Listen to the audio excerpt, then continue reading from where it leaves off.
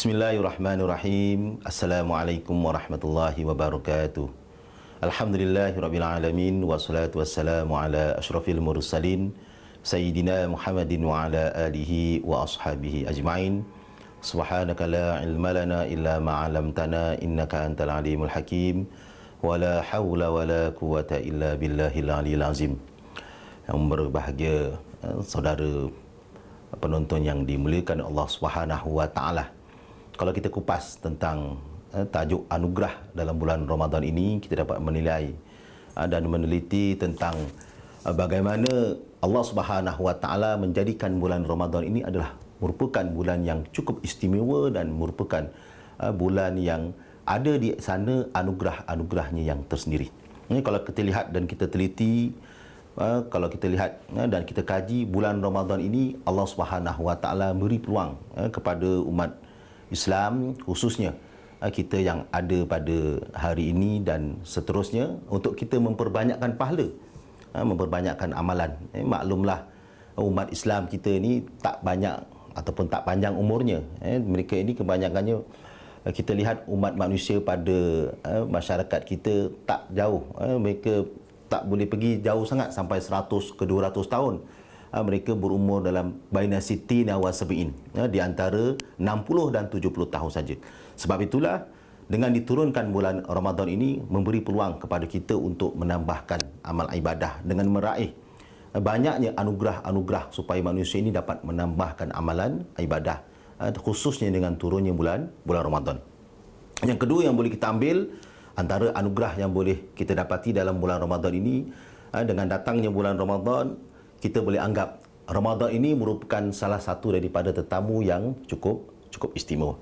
Bayangkan kalau kita ini dihadiri dengan tetamu. Ada tetamu yang membahagiakan, ada tetamu yang menyedihkan. Yang menyedihkan ni banyaklah. Kadang didatang kita dah tahu, ni orang ni lain tak ada.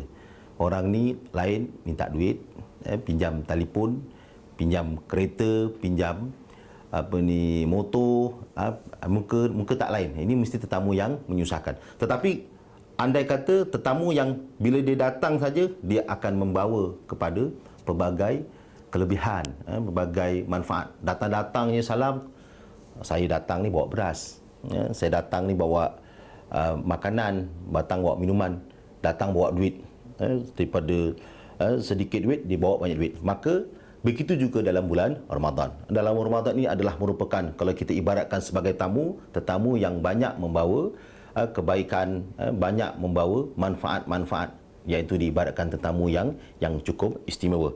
Yang ketiganya tuan-tuan, apabila kita perhatikan tentang anugerah yang Allah Subhanahu wa taala turunkan di dalam bulan Ramadan ini, boleh kita ibaratkan bulan Ramadan ini merupakan salah satu guru yang mengajar kita. Bila sebut saja bulan Ramadan, kita merasa sedikit insaf. Sebab apa? Sebab kita ini dipilih oleh Allah Subhanahu wa taala, dengan kita ini diutuskan seorang guru yang akan mengajar kita erti sebuah kelaparan, erti sebuah kesukaran, erti sebuah kesedihan. Bila kita berada dalam bulan Ramadan, kita diajar oleh bulan Ramadan itu supaya kita ini menanamkan sifat sabar. Sabar dengan kelaparan yang biasanya kita boleh makan di siang hari, kita tidak boleh makan. Kata orang sebut Ramadan. Ramadan ini dalam bahasa Arab maknanya Ramad, maknanya panas. Ramad ini maknanya panas. Ramad ini maknanya haus. Ramad ini maknanya cukup menguji diri kita. Tetapi ada orang cakap, alah Ustaz, bulan Ramadan ini kadang-kadang tak hujan. Bulan Ramadan, sebut saja bulan Ramadan, tapi belum tentu bulan Ramadan ini hujan. Tetapi apakah yang difahami tentang makna panas? Maksudnya panas dalam hati, panas dalam jiwa ni.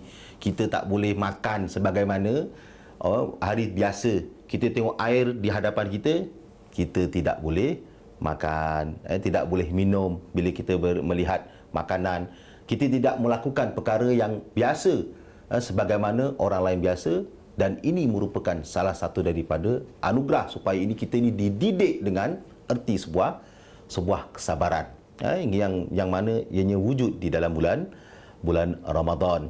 Yang seterusnya kalau kita lihat antara perkara-perkara lain supaya kita ini dididik dengan sifat-sifat supaya kita dapat mengelakkan daripada sifat-sifat individual ataupun sifat mementingkan diri sendiri dengan adanya wujudnya bulan Ramadan ini.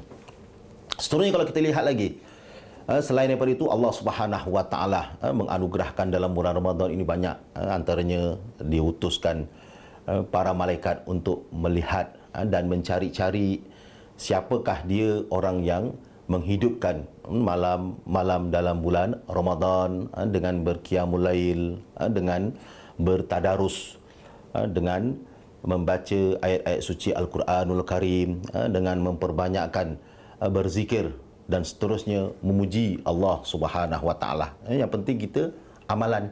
Amalannya itu kena amalan mendekatkan diri, mengakrabkan diri dengan Allah Subhanahu Wa Taala, iaitu bertadarus. Jangan terus tidur. Beza tadarus dengan terus tidur, tuan-tuan. Inilah dia merupakan anugerah yang banyak dilihat, yang banyak diberikan oleh Allah Subhanahu Wa Taala kepada mereka di dalam bulan Ramadan. Seterusnya kalau kita lihat lagi dalam bulan Ramadan, antara anugerah yang banyak diberi oleh Allah Subhanahu Wa Taala khususnya kepada umat Islam adalah kita ini supaya banyak bermuhasabah diri, supaya kita dapat menilai. Kerana apa, tuan-tuan? Kerana kita belum tentu akan berjumpa dalam bulan Ramadan yang akan datang. Sebab itulah kita kena kejar dan kita kena cari dan kita kena berlumba-lumba untuk mencari kebaikan-kebaikan yang ada dalam bulan Ramadan ini untuk kita menempatkan diri kita di kalangan orang-orang yang diredai oleh Allah Subhanahu Wa Taala. Menurut hadis Nabi SAW yang cukup selalu kita dengar, man shoma ramadhana imanan wahtisaba ghufira lahu ma taqaddama min zambi. Barang siapa yang berpuasa di dalam bulan Ramadan ini secara mengimani dengan betul-betul bersungguh-sungguh untuk mencari dan meraih kasih sayang daripada Allah Subhanahu Wa Taala, dan dalam masa yang sama mencari kebaikan-kebaikan yang ada dalam bulan Ramadan ini, Allah Subhanahu Wa Taala akan akan mengampunkan dosa yang sebelum ini.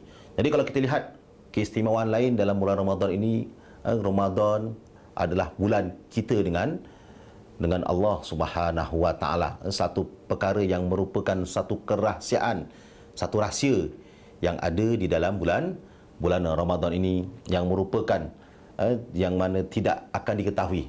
Kita sembahyang, kita boleh tengok orang lain supaya tengok kita. Kita bersedekah supaya orang tahu yang kita ni banyak duit. Tetapi puasa adalah antara kita dengan Allah Subhanahu Wa Taala saja. Yang ini merupakan satu perkara yang cukup istimewa, yang mana ada rahsianya di sisi Allah Subhanahu Wa Taala.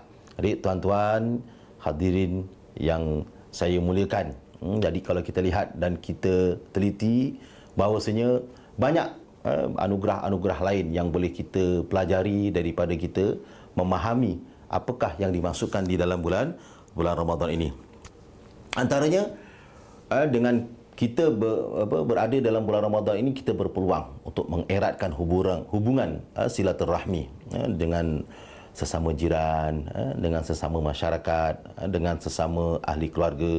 Apabila kita berbuka bersama, bersahur bersama, makan bersama dengan kaum keluarga, maka ianya akan menambahkan kebaikan di kalangan ahli keluarga, yang merupakan perkara yang dituntut oleh Rasulullah sallallahu alaihi wasallam.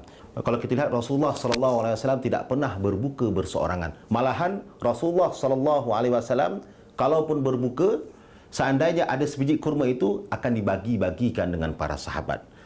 Sehingga Rasulullah sallallahu alaihi wasallam kalau berbuka, dia akan memanggil di kalangan jiran-jirannya, di kalangan sahabatnya yang tidak makan.